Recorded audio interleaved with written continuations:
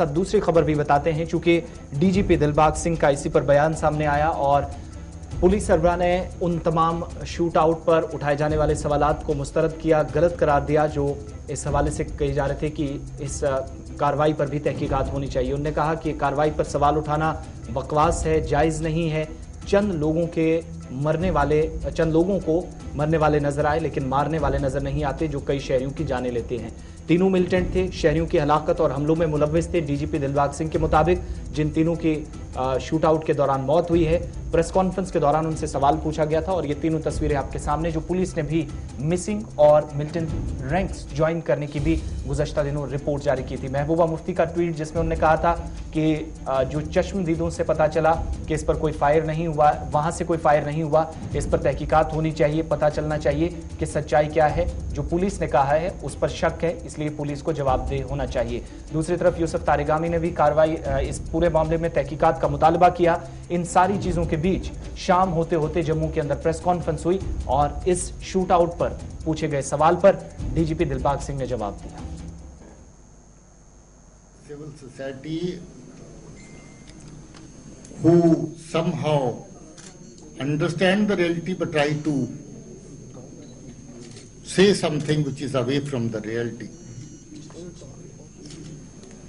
There are many people who are active on the social media who are trying to cast aspersions on the killing of terrorists. Unfortunately, there are people who have started looking at the killers as innocent people, the reality without mixing it up with their imaginations. It's an encounter which has brought relief to the people who lost their dear ones.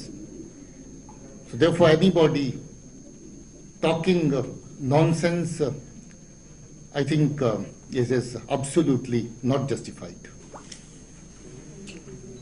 कल का जो encounter Srinagar में हुआ, Rajbagh area में, जिसमें 3 दहशतगर्द मारे गए, जिनका सरगना मीरान था। ये श्रीनगर का रहने वाला था। इसके 2 साथी पुलवामा जिले के थे, जो काफी लंबे अरसे से पहले अब्बास शेख, जो टीआरएफ का चीफ था, उसके साथ काम करते थे और उसके बाद मीरान शाला के साथ काम कर रहे थे। ये लोग बहुत सारी सिविलियन किलिंग्स, ग्रेनेड अटैक्स और बाकी दहशतगर्दी की कार्रवाइयों में शामिल हैं। ये लोग जिम्मेवार थे स्कूल प्रिंसिपल और उनके साथ एक और टीचर सुपिंदर कौर और दीपक चंद की हत्या के लिए। ये लोग जिम्मेवार थे हमारे सब इंस्पेक्टर अरशद की हत्या के लिए। ये लोग जिम्मेवार थे मीरान अली, जो बरबरशाह का रहने वाला है, उसकी हत्या के लिए। ये लोग जिम्मेवार थे ग्रेनेड अटैक के लिए, जिसमें एक इनोसेंट सिविलियन मारा गया था और 3 लोग जख्मी हुए थे। इसके अलावा भी बहुत सारी दहशतगर्दी की कार्रवाइयां इनके नाम थी। कुछ लोग अनफॉर्चुनेटली मीडिया में अजीब तरह की बेबुनियाद बातें करके इनको इनोसेंट साबित करने की कोशिश में लगे हैं।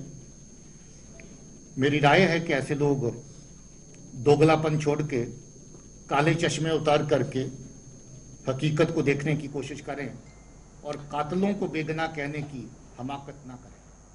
चलिए, पुलिस सरबराह दिलबाग सिंह बात कर रहे थे, लेकिन एक और सवाल उनसे यहाँ हैदरपुरा एनकाउंटर पर भी पूछा गया था। उसमें कार्रवाई कहां तक पहुंची, उस पर भी उन्होंने जवाब दिया और एसपीओ के हवाले से बात की। वो भी जरा आपको सुनाते हैं और उसके बाद प्रोग्राम में मजीद आगे बढ़ेंगे। Special investigation team has been constituted by zonal police in this regard. They are at work. I think I'll give them some more time to make any specific comment on the progress of the case, because they're still working on very important aspects. But I can say it with full authority that police is doing its professional work, and our officers know how to conduct operations. We are not there to get lessons from the others who are unaware as to how the operations are carried out. As per reports, there are very strong pieces of evidence available in this case, which will be shared with all concerned very soon.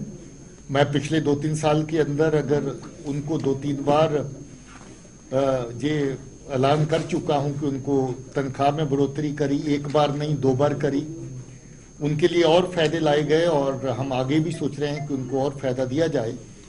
इस वक्त सरकार जहां भी और MHA में भी खासतौर पे ऑनरेबल एलजी और ऑनरेबल होम मिनिस्टर साहब हम लोगों को ऐसा आश्वासन दिए हैं कि हम इसके लिए और बेहतर प्रोविजन करने का सोच रहे हैं। वो मसला अभी जेरे गौर है और मुझे लगता है सरबराह दिलबाग सिंह हैदरपुर एनकाउंटर के साथ साथ जो रामबाग शूट आउट हुआ है उस पर तफसीलात फराम कर रहे थे। कल एक प्रेस कॉन्फ्रेंस जम्मू के अंदर कर रहे थे, उस पर वो तफसीलात फराम कर रहे थे।